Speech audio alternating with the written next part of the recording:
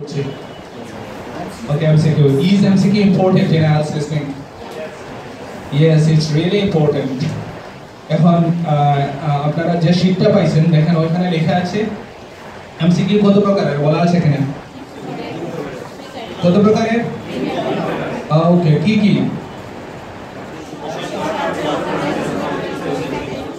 ওকে sentence আচ্ছা বাপি বলেন তো কি কি আছে প্রথমটা type of these are the three types. So what are the three types?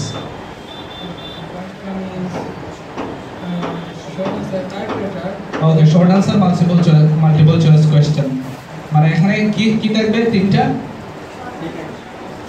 কি থাকবে এখানে ওয়ার্ড হ্যাঁ তিনটা ওয়ার্ড থাকবে তিনটা অপশনে তিনটা ওয়ার্ড থাকবে সেখান থেকে কোনটা আপনাকে সিলেক্ট করতে হবে যেগুলো একটা সিলেক্ট করতে হবে আপনাকে ওকে দ্বিতীয় ধরনটা কি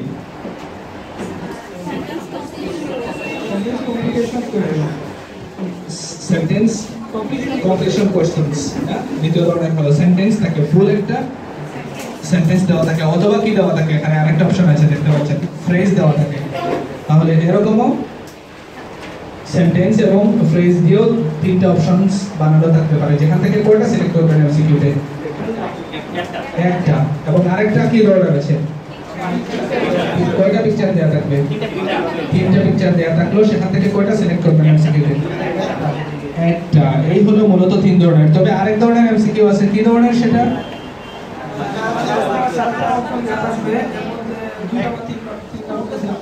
রাইট পাঁচটা কিংবা সাতটা অপশনস দেওয়া থাকবে সেখান থেকে আপনাকে একের অধিক দুইটা বা তিনটা অপশন সিলেক্ট করতে হতে পারে এই ধরনের এমসিকিউ সো এগুলোই ছিল মূলত types of MCQs so here you see there are 10 tips right so okay have you read these tips okay তাহলে এখান থেকে সামনে পড়েন তো নাম্বার 1 যখন তিনটি অপশন দেওয়া থাকে তখন সাধারণত স্পিকার তিনটি অপশন দিয়ে কথা বলে থাকে শুধুমাত্র আপনি অপশনগুলো শুনেছেন বলে যে সেটা কারেক্ট উত্তর হবে হয়ে যাবে এরকম বাবা ঠিক না আপনাকে বুঝে সঠিক উত্তর দিতে right yeah Sarah nicely red ইট যখন তিনটি অপশনস দেওয়া থাকে তখন সাধারণত স্পিকার তিনটি অপশনস নিয়ে কথা বলে থাকে এখন আপনি প্রত্যেকটা অপশনস দেখা যায় এটা তারা ট্রিকি করার জন্য বিষয়গুলোকে বা বিষয়টাকে এমসিকিউটাকে একটু ট্রিকি করার জন্য অনামিকা কি করে তিনটা অপশনসই দাদার মধ্যে মানে বলে ফেলে রাইট তিনটা অপশনসই দেখা যাচ্ছে আমরা শুনতে পাচ্ছি এবং আমরা যে অপশনসগুলো শুনতে পাচ্ছি এই কারণে কি অপশনসগুলো আনসার হয়ে যাবে শুনতে পাচ্ছি বলেই আনসার হবে না আমাদের কি করতে হবে বুঝতে হবে না ওকে এরপরে যদি দুই নাম্বারটা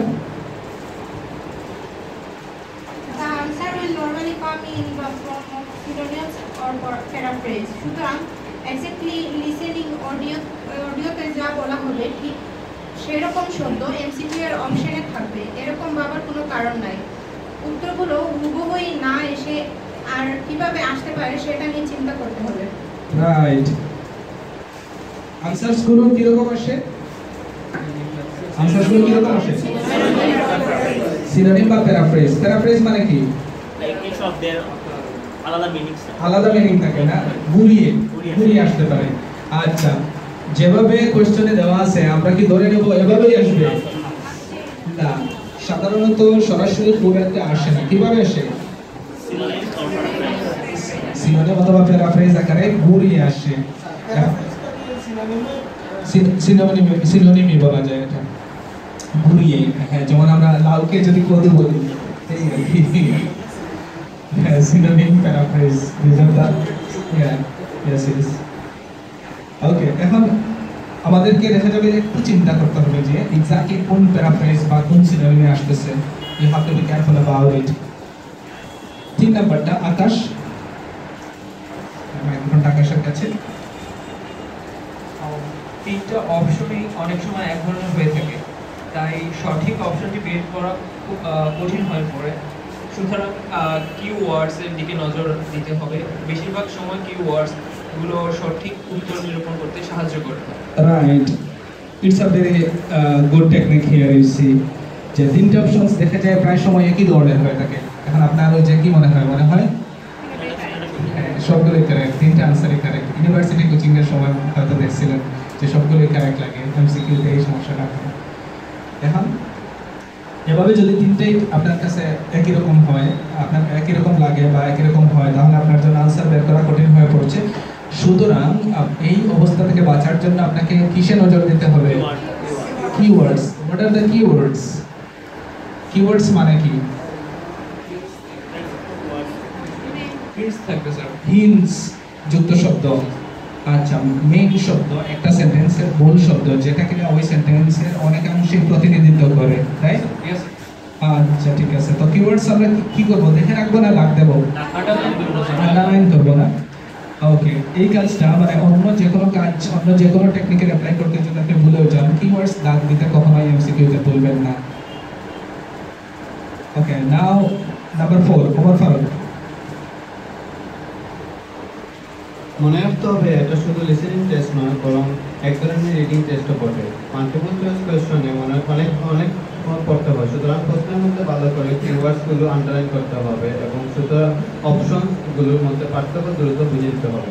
রাইট, এটা একটা মজার বিষয় যে দেখেন বলা হচ্ছে এখানে এটা শুধুমাত্র লিসনিং টেস্ট না, এক ধরনের রিডিং টেস্টও বটে। বিষয়টা দেখেন বোঝা যায় কিনা? কি বুঝছেন? কে বলতে পারবেন? হ্যাঁ সালেহ। কোনটা সালেহ? এটা শুধু লিসনিং না, এটা রিডিংও বটে। এটাই যে প্রশ্নটা আমি আগে ভালো করে পড়ে বুঝে নিতে হবে যে প্রশ্নটা আসলে রাইট, দেন লিসনিং। তাহলে আমাদের পড়তে হচ্ছে অনেক। আগে প্রশ্নটা পড়তে হবে, ভালো করে প্রশ্নটা পড়ে বুঝে নিতে হবে। হ্যাঁ, এই ক্ষেত্রে দেখা যায় অনেক সময় প্রশ্ন পড়েও মানে বিষয়টা একটু বুঝতে একটু ট্রিকি লাগছে। তো যদি ট্রিকি লাগে তাহলে আপনি চেষ্টা করছেন আর একটু ভালো করে পড়ার। এখন দেখেন টেস্ট হলো লিসনিং এর, কিন্তু আপনাকে পড়ায়ও কিছু সময় ব্যয় করতে হচ্ছে, ঠিক কি না? যেমন একটা এক্সাম্পল আমরা বইয়ে দেখি, বইয়ের যদি পাতা খুলি আমরা, বইয়ে আমরা দেখুন এমসিকিউ অনেক লম্বা হয়। যেমন 75 যদি আমরা দেখি, দেখেন যেহেতু এমসিকিউর অপশন ফ্রেজ আকারে এখানে দেওয়া আছে, বেশ পড়তে হবে আপনাকে, দেখা যাচ্ছে এখানে একটু বুঝতে হবে।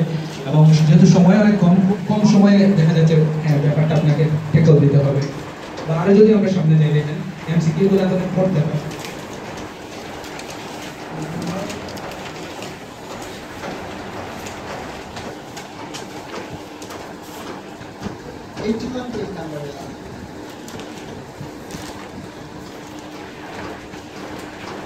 Yes. হ্যাঁ, 81 এমসিকিউ আছে শর্ট যেগুলো।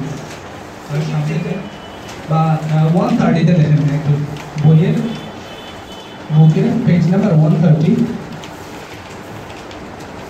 দেখেন এগুলো কি ধরনের কোয়েশ্চেন? এমসিকিউ। হ্যাঁ, লম্বা না ছোট? These are really long, so you need to read a lot. এখন দেখা যাচ্ছে লিসনিং টেস্ট দিতে গিয়ে আপনার মোটামুটি রিডিং হয়ে যাচ্ছে, ভালো না? ওকে, সো এই কারণে আপনাকে ভালো করে রিডিংও করতে হচ্ছে দেখা যাচ্ছে, তবে সময় অনেক কম। এবং এই কম সময়ের ভেতরে আপনাকে দ্রুত একটা অপশনের সাথে আরেকটা অপশনের পার্থক্য বুঝে নিতে হবে, যেহেতু আগে বলা হয়েছে যে অপশনসগুলো প্রায় একই ধরনের হয়ে থাকে। না, ওগুলো পোস্ট করা যাবে না, এটা চলতে থাকে একটা না, একবারই বাঁচবে। রাইট, প্রশ্ন পড়ার জন্য আসলে সময় ওইভাবে দেওয়া হয় না, তবে একটা পোজ থাকে হালকা 30 সেকেন্ডসের মতো, ওই সময়ের ভেতরে আপনাকে যতটা সম্ভব পড়ে দিতে হবে। রেকর্ডিং স্টার্ট হওয়ার পরে আলাদা কোনো সময় দেওয়া হয় না, সাথে সাথে রেকর্ডিং স্টার্ট হয়ে যাবে। রেকর্ডিংটা একটা না চলতে থাকবে, আলাদা কোনো পোজ দেওয়া হবে না, কেউ থামাবে না রেকর্ডিং একবারের জন্য। এবং ওই রেকর্ডিংয়ের মাঝখানে তার টেকনিক্যাল কিছু পোজ থাকবে, সেই সময়টাতেই আপনাকে পড়ে নিতে হবে। তারা বলে দেবে যে এখন আমরা now we are going to move to question number 5 to 10, এবং এই 5 to 10 কোয়েশ্চেন সলভ করার সময় সলভ করার আগে আপনি একটু দেখে নিতে পারেন, এটা বলে দেবে 30 সেকেন্ডসের মতো অ্যারাউন্ড। ইয়েস, সো এরপরে আমরা দেখবো 5 নাম্বার সামনে।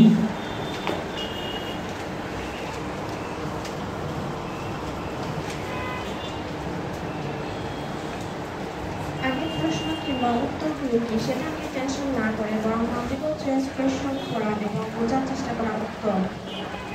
হ্যাঁ, আগের প্রশ্ন ধরেন কোনো কারণে মিস হয়ে গেছে অথবা যে আনসার দিয়েছেন সেটা নিয়ে আপনি কনফিউশনে আছেন, এটা নিয়ে চিন্তা করবেন। সুলতান, সাকিব, বিদ্যুৎ করবেন না কি করবেন তাহলে? পরের কোশ্চেনেই চলে যাবেন এবং মাল্টিপল চয়েস কোশ্চেনের পরের আনসারগুলো কি হবে সেটা নিয়ে আপনি চিন্তা করবেন। বা যে কোশ্চেন এই মুহূর্তে আছেন সেটাকে একটু অ্যানালাইসিস করে বা যত তাড়াতাড়ি সম্ভব বোঝার চেষ্টা করতে হবে সেটা। ওকে, এরপরে 6 নাম্বার জান্নাত, নাম্বার 6।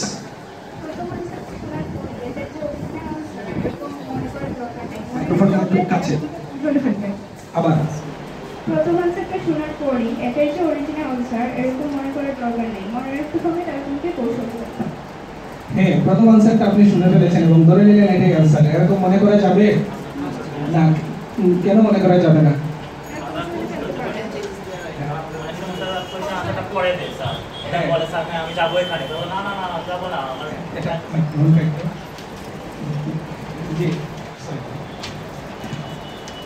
মহিবের আনসারটা সুন্দর, মাইক্রোফোনে বলেন।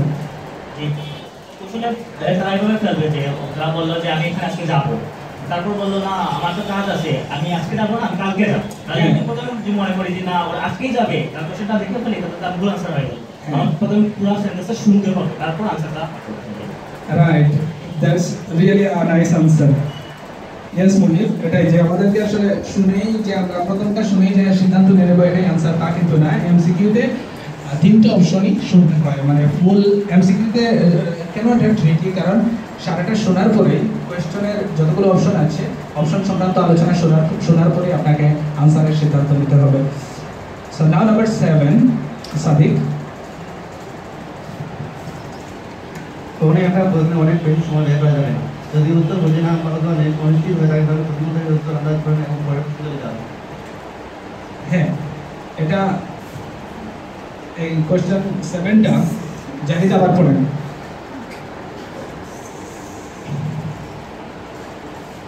কখনোই একটা প্রশ্ন অনেক বেশি সময় ব্যয় করা যাবে না। যদি আপনি উত্তর বুঝে না পান অথবা অনিশ্চিত হয়ে থাকেন তাহলে বুদ্ধিমত্তার সাথে উত্তর আন্দাজ করেন এবং পরের প্রশ্ন চলে যান। হ্যাঁ, কখনোই একটা প্রশ্নে লিসনিং সময় কম থাকে, সো কখনোই একটা প্রশ্নে অতিরিক্ত সময় ব্যয় করা যাবে না। যদি আপনি উত্তর খুঁজে না পান বা আপনার মনে হয় যদি যে বুঝতে পারছি না কি আনসার হবে কি না, এক্ষেত্রে পরামর্শ কি? পরের প্রশ্ন চলে যান। রাইট, পরের প্রশ্নে চলে যাবেন। Very good Zahid. Anamika, question point number 8।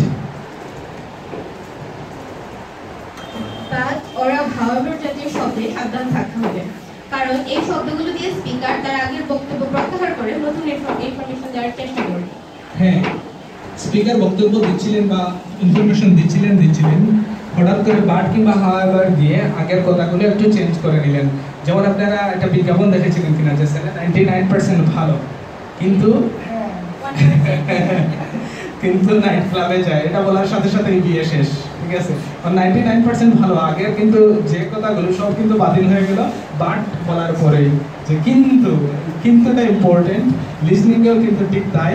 Contradictory, not only but and however, rather there are some other words in English, yet, although, while, এই শব্দগুলো যদি ব্যবহার করা হয় তাহলে আগে যা বলা হয়েছে তা কিন্তু বলতে গেলে বাতিল।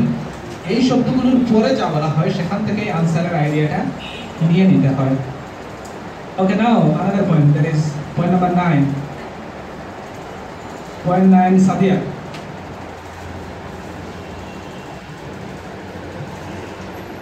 যদি মনে হয় কোনো অপশন কারেক্ট তাহলে ওটার পাশে টিক চিহ্ন দিয়ে সত্যতা নিশ্চিত করার জন্য বাকি অপশনগুলো মন দিয়ে শুনতে হবে। রাইট, যদি মনে হয় কোনো অপশনস কারেক্ট তাহলে ওটার পাশে টিক চিহ্ন দিয়েও কিন্তু আবার দেখা যাচ্ছে আরো শুনতে হচ্ছে আপনাকে। হঠাৎ আপনার মনে হলো না এটাই কারেক্ট, তো একটা টিক সাইন দিয়ে রাখেন কোশ্চেনের পাশে। বাট হাল ছেড়ে দেবেন না। একটু আগে মুহিব যেটা বলছেন যে বদলাইতে পারে বা অন্য কোনো আনসার মনে হতে পারে আরো বেশি কারেক্ট আপনার কাছে, সেই ক্ষেত্রে আপনি টিক সাইন দেন, বাট আরও আপনি শুনেন সারাটা এমসিকিউ ওই কোয়েশ্চেন সংক্রান্ত যে আলোচনা আছে সেটা শেষ হোক, এবং এভাবেই চলতে থাকুক এমসিকিউ কোয়েশ্চেন্সগুলো। এবং the last one is always important. Yes, practice makes perfect. মনে রাখতে হবে practice makes perfect. লিসনিং এর ক্ষেত্রে দ্য বেস্ট টেকনিক হলো প্রত্যেকদিন শুনেন, প্রত্যেকদিন আধা ঘন্টা 1 ঘন্টা শুনতে থাকেন। খালি টেস্ট দেওয়ার দরকার নাই, শুধুমাত্র যে টেস্ট দিলেন প্রত্যেকদিন কোশ্চেনের আনসার সলভ করলেন এরকম না করে রিল্যাক্স, সেন্টেন্স বাই সেন্টেন্স শুনতে থাকুন, শব্দ বাই শব্দ শুনতে থাকুন, বুঝতে থাকুন। দেখা যাবে অনেক শব্দ আপনার ক্লিয়ার হয়ে যাচ্ছে, অনেক সেন্টেন্স আপনার আস্তে আস্তে ক্লিয়ার হয়ে যাচ্ছে, এবং এভাবেই আপনি প্রত্যেকদিন লিসনিং ইমপ্রুভ করবেন। So this are the some wonderful tips and you need to follow because this will help you in your exam. এখন আমরা পেজ নাম্বার 75 এ যাব, এবং আপনারা হেডফোনগুলো সবাই লাগিয়ে নিন।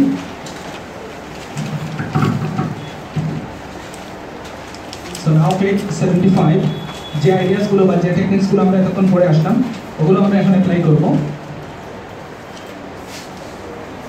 আমাদেরকে প্রথমে কিওয়ার্ডস আন্ডারলাইন করতে হবে। আমি রেকর্ডিংটা প্লে করব কম্পিউটারে, আপনাদের আনসার সলভ করতে হবে, এবং এই আইডিয়াসগুলো আপনারা অ্যাপ্লাই করা শুরু করুন। প্রথমে কিওয়ার্ডস আন্ডারলাইন করা শুরু করুন।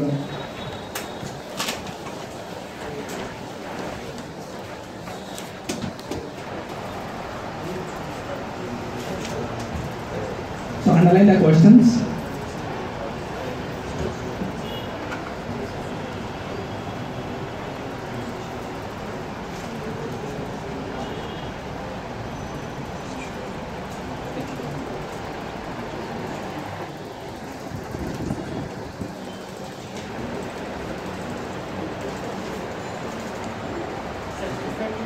জানালে